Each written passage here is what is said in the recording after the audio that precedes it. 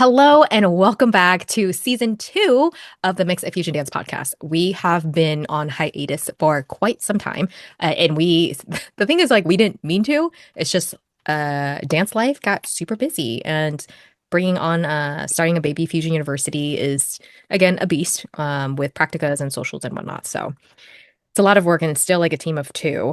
I'd say two and a half at this point, but it's still a lot. Yeah. And so I think back then we were burning out because we were going pretty hard in the beginning out of excitement on social media, answering people's questions, getting people out to dance and cross train, promoting our events. So I think naturally it was like at a certain point we couldn't sustain. Even like we're looking for a podcast editor. So anywho, so I guess today I'm going to talk about, I guess it'd be your experience in PA or Yeah. Pennsylvania Yeah. because you're there right now. And you actually DJ'd a couple times in LA and also at Atomic Fusion Lounge and then also at Fusion Vibe. And then now you are across the country DJing hmm hmm at your local scene. So tell me Yeah. about that, especially how I guess maybe your thought process on how you adapt the music from one scene, one city to another based, and also the reaction. What do people think? Were they like, oh my Oh God, man. Kaylin, Yeah. guest DJ from out of town from LA? Yeah. Funny thing about it is I reached out when I knew that I was making this trip out to PA, which it was a last minute trip. It was out, to go see my mom and be there with my family because it was her birthday. So I'm like, okay, I'm gonna do this little thing, but let me check in with like my former, fusion home and base. And I reached out and they already had their DJs filled, but I just kind of sent some samples of like what I would do if I were DJing and kind of seeing like, hey, what's the climate like just for future reference? And last minute, one of the DJs dropped out. They were traveling and something happened, so they weren't able to get back in time. So opportunity came knocking. And I think it went pretty good. I think it was a lot better than I expected. And part of that was because I think I think it's really important that you check in with with the locals about what the locals want and about what the locals are looking for. And I say the locals as if I wasn't part of that group because I haven't been in so long. It feels like, while it's still home, it's also different. And, there are different things that people are listening to, different influences that people are bringing to fusion. And that night happened to be a night where there were two incredible teachers from blues bringing the lesson in, and so I'm like, okay, blues is the lesson, and that's kind of the local scene, very heavy in blues and Lindy and West Coast swing. So those are things that I have to keep in mind, but also what do I want to bring? And I like global, I like spice, I like R&B, and I like a little throwback here and there, something that's like, wait, I haven't heard the song in so long. The thing that for me is the compliment is when I see no one sitting down and then when I see people come up and ask me, what was that song? And I love that they asked me what the song was because they were too busy dancing to Shazam it. That to me is like, okay, I did my job. If they're Shazamming it, that's good. But if they can't Shazam it because they're dancing to it, I'm like, yeah, yeah, we did that. We did that. So it was fulfilling. It felt like it healed my life. My credit got better. My hairline fixed, my beard straightened out. You know what I'm saying? It was just great. It was great. Yeah, how did I think this is something like every DJ probably runs into of being like, okay, how much music can I play that might be unfamiliar with this crowd to stretch them, but not enough Yeah. where it's too challenging, it could be challenging and fulfilling for maybe like more versatile dancers that have cross-trained a hmm lot versus like, oh, you're scaring half the crowd and they're gonna sit out. Versus I think, okay, this is what the organizers like, what they've seen, and what their version or vision, let's put it that way, of what hmm fusion music should sound like or look like. And I think that's the thing in fusion. There's a lot of, I don't know if politics is the right word, but there's a lot of disagreements among, I think, different groups of like Yeah. what music is expected at a fusion dance event. We'll get into that soon. So, anyways, so yeah, how did you figure out like how much I can stretch these people based on the intel that I was given by the organizer? And also Mhm. kind of aligning somewhat with what the organizers' vision and what they wanted. And Mhm. that could be for the LA scenes because each LA organizer has a different Mhm. vision, I think, for their fusion. And also here in Pennsylvania. Yeah, it definitely helps to ask questions, like asking the organizers. Most of them are an open book, and generally speaking, organizers want their events to be good. So, I asked and I sent samples as like, hey, this is a set that I DJ'd before. Also, shout out to Embrace. I DJ'd in February during Black History Month, and I really appreciated the opportunity to DJ. And that was also a great night as well. And I also want to give a shout out to Leah Vendel. So shout out to Leah. There was a DJ course that some of my cohorts got to take, and there was this term. It was cracking the glow stick, right? And so I don't give away too much sauce because you got to take the course. But Leah talked about this idea of like building a room up, and then once you have their trust, you can kind of take them on a journey. You can go outside to these other places, but you need to like build up the trust. Like, okay, we're gonna ease into it.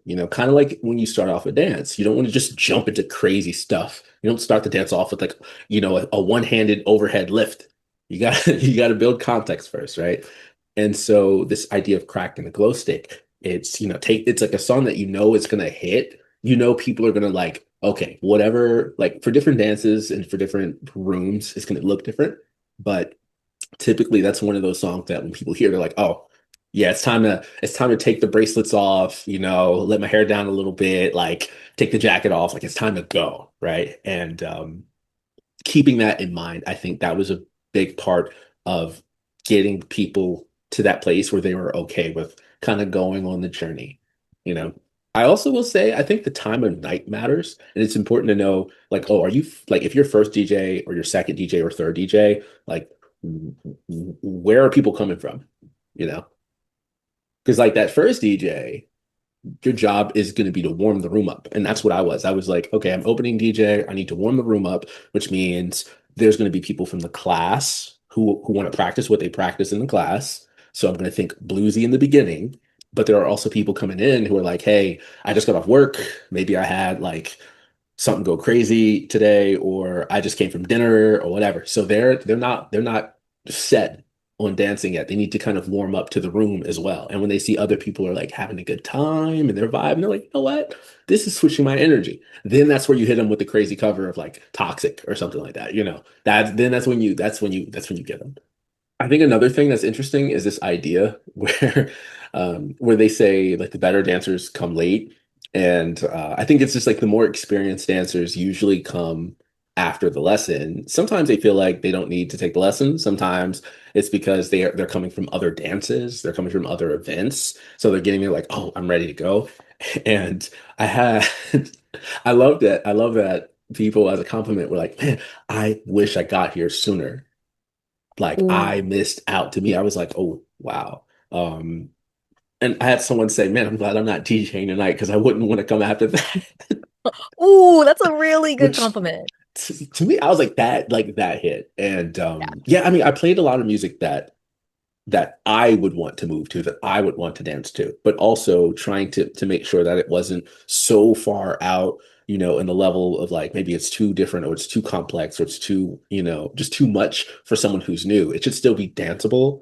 Although I did throw some like more advanced like I threw a bachata in there, you know, It was a chill one just kind though. of give people, It was yeah, very I chill. mean, And their transition to it yeah. was actually like, I was like, ooh, it's almost like the same BPM, I feel like. Yeah. And what I think really resonated for me was seeing people that normally would have been like, no, say, you know what? I'm gonna give it a try. Like I'm gonna try. And then once I saw that, I was like, okay, I got him. I'm gonna bring him back in, bring it back to home. Like, hey, you did something hard. I'm gonna give you something easy, and then use that to like continue the momentum to something else that I'm like, oh, it's gonna be a little tricky, but it's fun, and You you're know that gonna love it. compliment you got where it's like, I'm glad I didn't DJ tonight. It reminds me of like times when I go to karaoke and then there's one really good singer and you're like, Mhm. I'm glad I did not sign up in the queue to go after Yeah. you because that would have been Mhm. yeah. So you know that Yeah. first hour, I guess why and I remember when I first started partner dancing, um, a friend was just like, oh yeah, the advanced dancers and stuff, they don't come till later. They come late. And you're like 11 p.m. late. And I was like, Yeah. why? And this is for a different dance scene. Actually, multiple dance scenes this happened. Seems like to be a recurring thing. Why do you think that is? I think it's easier to come into a room that's already warm than it is to warm up with the room because Ooh. sometimes as an advanced dancer, you're going to get more people asking you to dance. And so your energy is probably like your energy is going to drain quicker. And so if you get there at the beginning when the room is still warming up, oh, you're dancing more and maybe you're doing a lot more, dancing where you're dancing with people who they're still figuring things out, they're still learning, but you're not necessarily filling your cup as much. And so usually my experience has been like that opening DJ, that first, we'll just say the first like 30 minutes, 40 minutes is very like, okay, we're just going to ease into the night. We're going to get there eventually. And if you want to do more, well, you don't really get that chance until later. So you end up draining your battery before it gets to the part of the night that's like that really goes up. What Mhm. DJs that evening and maybe organizer feedback did they give to you or say to you? Or was it mostly comments that you got from the attendees? There were two bits, one I'd say nugget of wisdom and one affirmation. And the nugget of wisdom was from a DJ organizer from State College. Shout out to Dr. J. And I was going around the room to like listen to make sure it all kind of sounded good, that it was like hitting and all that. And he said, he was like, man, he's like, you're the captain of the ship. Like you're allowed to take it where you want it to go in so many words. I'm condensing kind of like what he said, but that sort of wisdom gave me that sort of boost in the confidence that, you know what? Yeah, I can trust my instincts here. Like this is the direction that I want to go. So even though I have my set complete, I rearranged some songs. I had some that I had as just, just in case sort of backup songs. And I'm like, if the room isn't responding to this, I'm going to switch it out. But I think in that preparation, I was also kind of in this place of, yeah, I can rely on my instincts a little bit here. And I think it worked out. Um, the second thing is I played a couple songs that I think were a lot more R&B, more hip hop. Like I played a Pac song. I played a Tupac song. When's the last time you heard Tupac at a fusion social or any dance for that matter? You know what I I'm don't saying? think so. It Maybe once a hit year. once a year, maybe, right? Maybe. Once a year. So like the fact that I was able to play those, I had some Western Asian influence. I had some bachata. I had like R&B throwbacks, and still kept it in that lane of fusion and like blues fusion. But I think with that, I'd gotten a response from someone where, they're like, yeah, this is what I've wanted to bring more of to Fusion. And I love that you did. And it was a reminder and an affirmation of something that I felt where I'm mainly DJing because I feel like there's music that I want to hear that I haven't heard. And I want to continue to give back to the dance community and to the fusion community. But I also am like, hey, we're ignoring this entire category of like sounds and of music and of influences and of ideas, even though this form of dance comes from Black dances. Like we're ignoring all this flavor over here. Why? So it felt like it felt like it hit. It felt like it hit. And I don't know, I think it's evidence of something deeper, you know? I think so. We've talked to people of color in our community, and especially ones that have left. And because we're like, hey, we haven't seen you in a while. So we kind of reach out and kind of dig a little bit deeper. And a lot of times in different dance scenes, it's like, where are the black people? Mhm. And so I don't think sometimes people do this investigative or consulting research that we do on behind the scenes because I feel like I wish dance scenes would figure out more why and actually listen Mhm. to these people. Now it's up to the organ. It's really hard being an organizer because you're trying to at least break profit and whatnot, and also not scare away your current audience. And then it also takes a lot of time to recruit new faces in different dance scenes or even current dance scenes, right? So here's actually a quote that I remember I wrote here. And this person said, they're playing white music. Half the time, the music is confusing or weird. It's frustrating. I want to dance more. I have more in me. Why is it not being reflected or being represented? I want to bring people outside to fusion, but it's hard because when they experience fusion, they experience this. It's really. Yeah. I think there's a difference between getting feedback from people that do fusion, and then there's Mhm. people when you're that do like different partner dance styles, and Yeah. they come in. right? So I think it's Yeah. hard as an organizer to be like, what type of music do I want to play? Because Mhm. regardless of any songs or styles I want to play, I will always alienate a group of people. And it's a matter of Yeah. choosing which group you're willing to alienate more, right? So Yeah. DJing to keep your current audience there is very different than DJing to bring in new people and Yes. retaining them. And I think that's two different ways of DJing, and that's where people can clash, or it's just hard. But Mhm. it's also like, do you want to bring new people to dancing and risk it? Yeah. Yeah. Or do you want to kind of Well, keep the hmm restaurant the same menu, same flavor, same hmm and maybe it'll just be stagnant, right? Which is hmm kind of like honestly what has been discussed in our past episodes, podcast episodes, but LA's fusion dance scene is stagnant. Yeah. Most people might not be talking about it, but it's been in so many parking lot chats. Yeah. You know what? I would describe it very similar to what's happening with AI right now, where AI is starting to cannibalize itself. And so the things that we're getting from AI are getting things from AI. It's pulling in the same influences. So it's not, I think when it first hit, it was like, whoa, what is this? This is something we've never seen before. It's taking from, and it's a hot topic, and I understand exactly, I understand like why that is. It's pulling from artists, it's pulling from poets, it's pulling from X, Y, and Z. But now it's gotten to a point to where we can recognize it, we can feel it, we can taste it without being able to even read or see, oh, made by AI, because it has a certain something to it. And that I think is what's happened with fusion, where at one point it was drawing from blues and bachata and zouk and all these different ideas. So it felt new and it felt fresh and it felt different. And it's gotten to a point, especially to me, I'd say post-pandemic, where it's felt stagnant. And I think it's because the fusion dancers who are creating and making and primarily playing in fusion are drawing from fusion. They're not drawing from other things. So it's like to me, I'm like, if we're talking about fusion itself, we should be pulling from things outside of fusion to inform the fusion. Otherwise, what are we mixing? What are we blending? You know what I mean? I don't think you can blend fusion if you don't understand what you're blending. Like, what are you fusing? Vibes and feels? Like you have to have something to blend. You can't blend nothing with nothing. You can't multiply by zero and expect to have something. It just doesn't work. And I think that's like it's no shade at any non-dance movement oriented discipline. But I would say like if you're taking things from maybe from like contact improv and even acro yoga and sort of these other modalities or wrestling, right? I'll just say it for myself, like wrestling or martial arts. Those are great to have, but those are multipliers. You still need to have some kind of dance-based something.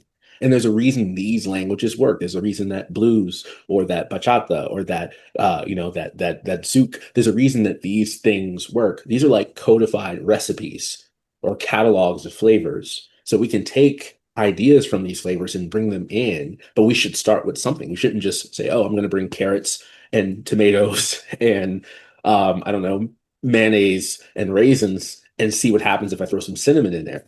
Why? That to me, I'm like, what? So yeah, I think you have to start with something. Like it's important to start with something. Otherwise, it becomes something else. And if it's movement, that's fine. But if we're not embodying the music and moving in a way that's informed by it, then are we really dancing? You could say you're making art and that's fine, but are you dancing? Because I think that's a different thing. So so yeah, I mean, sorry, not to just go on this whole rant, but I think the way that that relates to the music is often the music is what should be giving us something to experience and something to base our conversation on. Like the music is the medium. That's like this the soup base that we're like now, oh, I'm gonna add some kimchi. I'm gonna add, some chorizo. I'm gonna like that's we're starting with the base, and that music is super, super, super important. So if the music is like, oh, it's just regular water, or it's not even water, we just imagined it's water and it's like the sound of chlorophyll entering a tree, it's going to be an interesting dance experience to say the very least. Yeah, I also, you know, we talk to teachers as well, from different dance communities, and they have been to fusion events in LA. Some of them used to do fusion for a while, and then they left because they said that the dance scene was stagnant there. Um, and so I remember this is like comments from two different teachers from different dance scenes. And one was, I don't mind dancing with beginners at all. Because I think teachers, some of them, they're used to that, right? But I feel like the fusion community in LA, they aren't doing anything to get better. Like they're not doing anything for growth, right? So, and that's the thing. Whereas in I think a lot of partner dance styles, there are, I guess, structures or curriculum, or there's moves, there's more like concrete ways to define like the technique. This is how the dance vocab. More you could check things off a little bit more, right? You can maybe judge it a little bit better, more easily, which I think for it can be the word judging can be triggering for for some Hmm. people, Yeah, yeah. but or evaluated, right? And being like, okay, well, this is how you can improve. These are things you need to work on. And so, and another teacher was saying he felt that fusion people didn't have a curiosity or hunger to learn. That was so these are Yeah. two these teachers don't even know each other, by the way, complete Mhm. different dance scenes.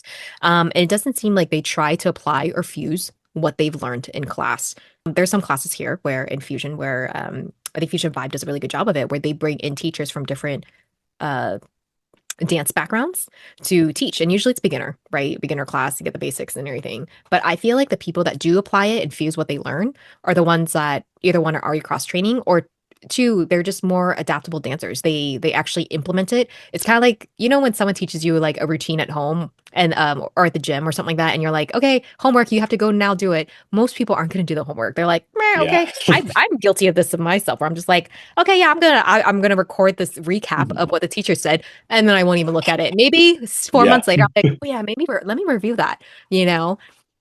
Yeah, we're all guilty. The day before a social, it's like three hours before. You're like, how do you do that pattern again? Hey, hey, can I Yeah. come here? Can I borrow you?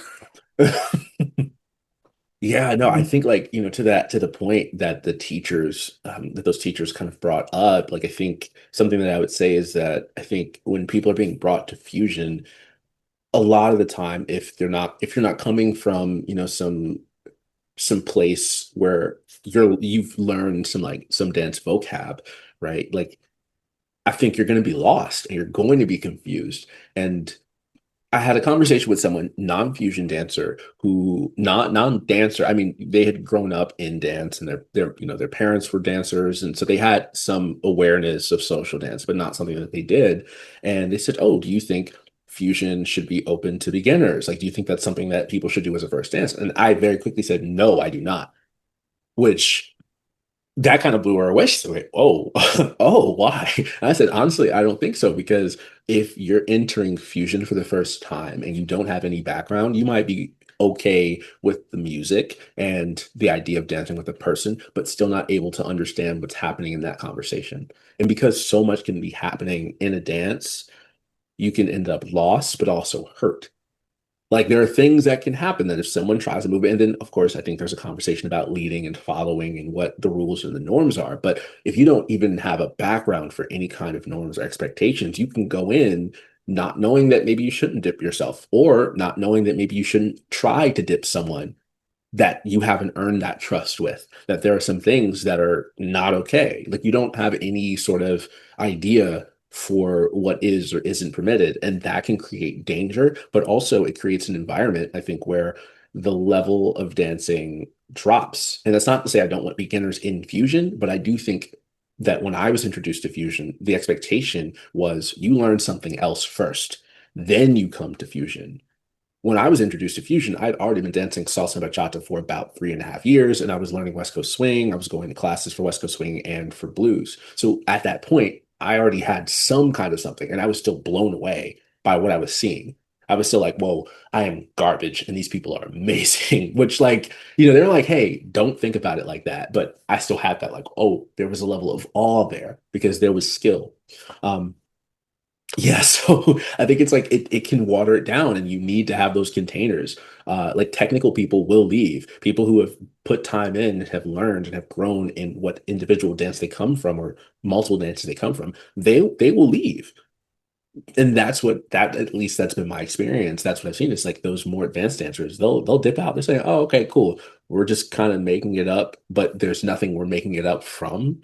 Oh, okay. I'm gonna go back to my home dance where there's some structure and people go to classes and watch the videos that they took of the demo after the class. I think that's like one of the things about fusion that's kind of like it's kind of tricky to navigate that space as a DJ. It's like how much advanced music do I play? How much music that requires having some background or skill do I play? And my experience has been that post-pandemic, the music is taking a drop because there are a lot more newer dancers who are new to dancing, not even just fusion. They're new to like the idea of dancing with a person. So the music tends to be very beginner friendly.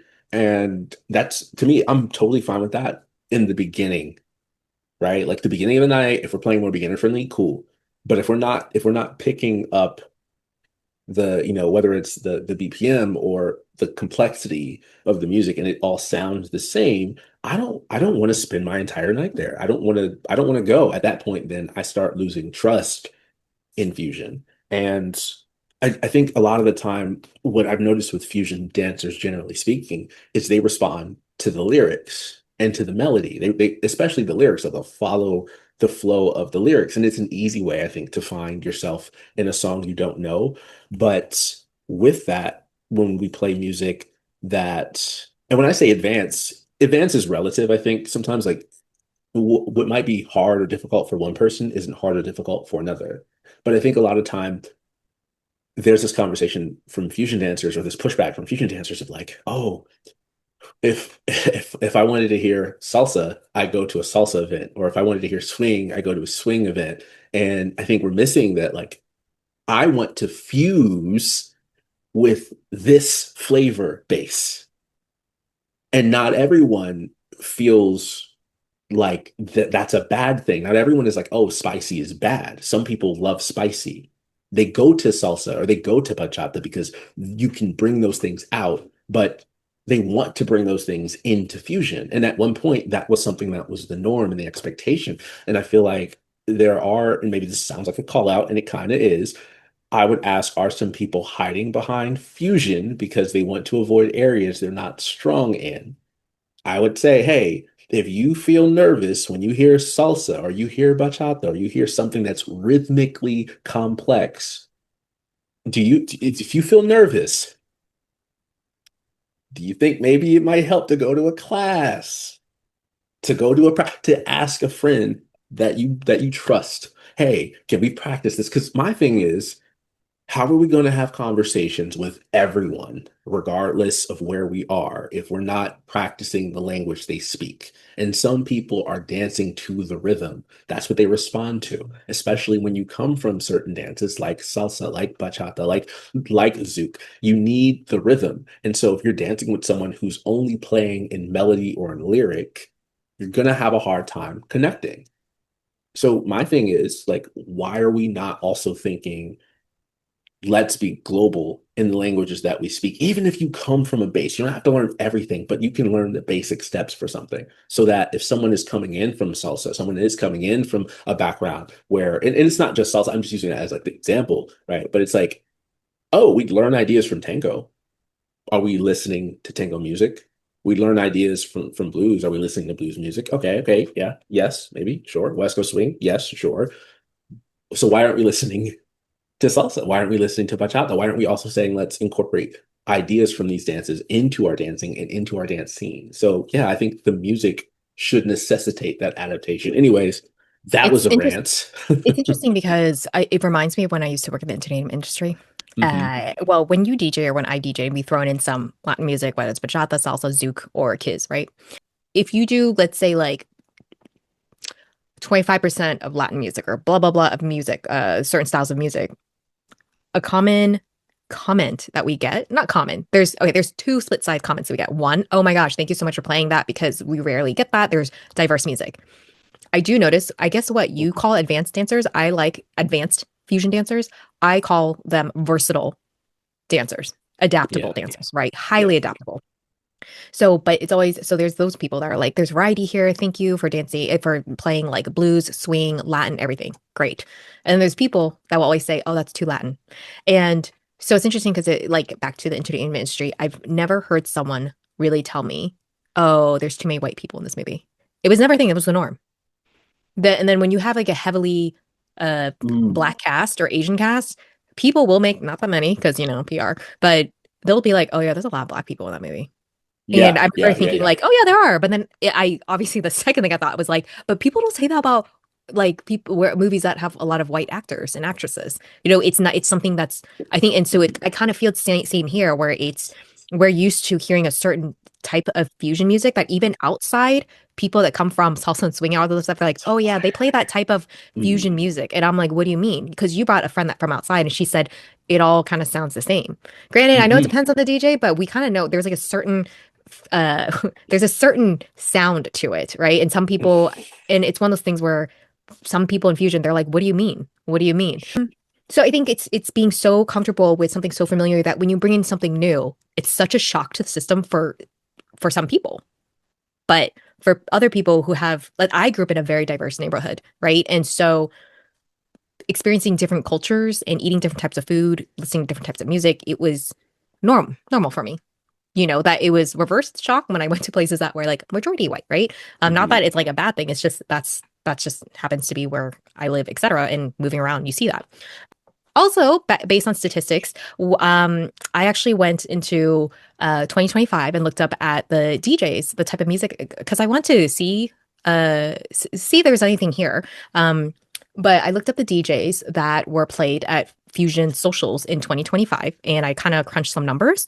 And I have here 72% of DJs were white. There are three Asian DJs, but the three Asian DJs, they are actually organizers. And then there's two Latinos that are white passing, and there's zero black DJs. So those are just numbers. And I wonder if that kind of has a correlation or causation to the audience, the type of people that come in to these dance socials, right? Because we're like, what happened to all Mhm. like the different, the to BIPOC people. Also, thing is, like, if you so in our resources down below, we have a spreadsheet that I made of all the dance socials in LA. So if you ever visit LA, if you're in LA in OC, you can look it up, and that way you don't have to research it. It's all there for you. So if you're like, I want to learn ballroom, salsa, bachata, that kind of stuff, where do I go?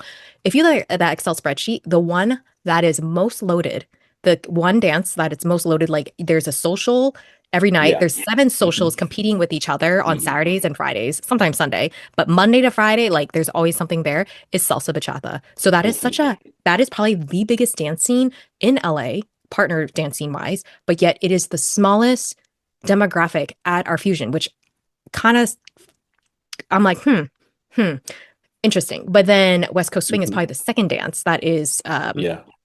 would go there. And then yeah, so those are just some interesting notes that I've taken or noted Yeah. here, and kind of, but I'm trying to see if there is, it's like, is that the If link there's a to why? connection there. If there's a connection there. Well, as a matter of fact, so I looked up recently, I looked up and I don't have the numbers in front of me, but like the most popular social dances in the world, and salsa is number one. I think bachata is two or three, but like salsa is number one. And to that point, in a city as global as Los Angeles, you would think something like fusion would pull in some bit of that sort of global number. When I'm talking about fusion to dancers and to organizers, a lot of what I hear is concerns about growth, concerns about the future of fusion, like, oh, where is it going? Or we need more people, or even just, seeing like, hey, if the room isn't full or at least past a certain point of capacity, how much is that going to impact the bottom line?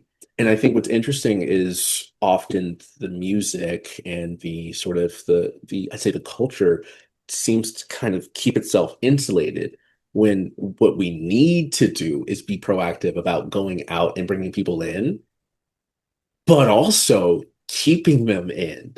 And you can't expect to keep people into something where they don't feel included.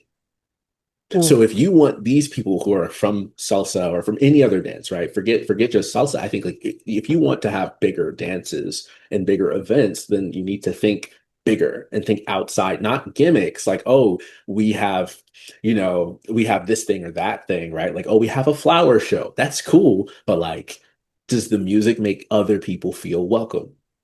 Because if it doesn't, if you're not asking the question, you won't even be aware when the answer is given. And I think that answer has been given that it doesn't keep people who are coming from that rhythmic base or people who are coming from different groups in the room. They don't feel welcome. Not by community members. I think people are nice and they're outgoing and they're kind, and that's been a lot of the reason people stay. But if people are showing up to dance and they're like, oh, I can't hear myself in this music, why would they stick around when they can go down the street to 20 different salsa events?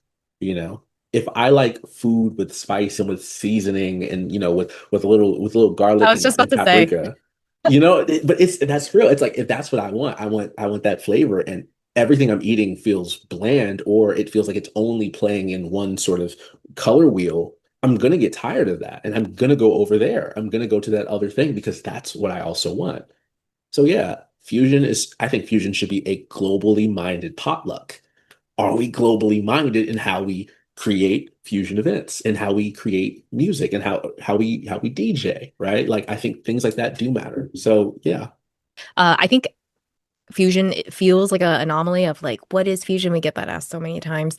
But this is where I think a lot of people will clash or disagree on what their vision looks like. For you and me, we're thinking more global because we also do so many dances. Why not fuse different partner dances together, right?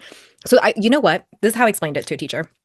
I said, and he recognized it too, because he was like, I kind of see it this way, where there's like two schools of thoughts on fusion. One is you can do anything, be creative and all that kind of stuff, and uh, you know, don't come with any dance background. It's great. And sometimes that works for kind of like I can understand from a inclusive point of view, being like, hey, come in, we're a welcome community, and come here for the vibes. We're not going to judge, all that kind of stuff, right? And then the other school of thought is okay, you come in with some sort of dance partner background, and whether it's Zouk or Kiz or Mhm. swing, and you will fuse it and mix it with people coming from other different specific styles Yeah, as yeah. well.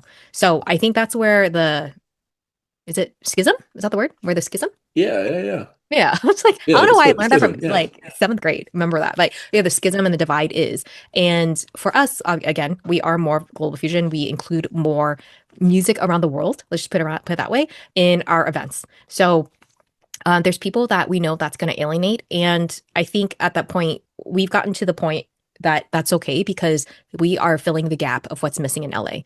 We have many other dance socials that have similar music, similar styles, similar visions as well. But yeah, we're trying something different. And whenever you try something new, there's always going to be diverse commentary. There's always going to be Mhm. a lots of feedback, lots of opinions, lots of Mhm. opinions. But we do keep track and seeing what works and what doesn't, which Yeah. is how we know how to grow. With that, if you enjoyed this episode, please share it with a friend and give us a follow and a 5-star rating on Apple and Spotify. It really does help. Check us out on social media. We have at Fusion Dance Podcast, but we also have our dance school at Fusion University. And again, as I mentioned earlier, we have our awesome resource, a list of all the places to go social dancing in LA. Those are going to be included down in the show notes. And you can check out for upcoming classes, privates, or practicas, and social events by making sure to sign up for our email newsletter below. Thank you for being here with us, and we will see you next time.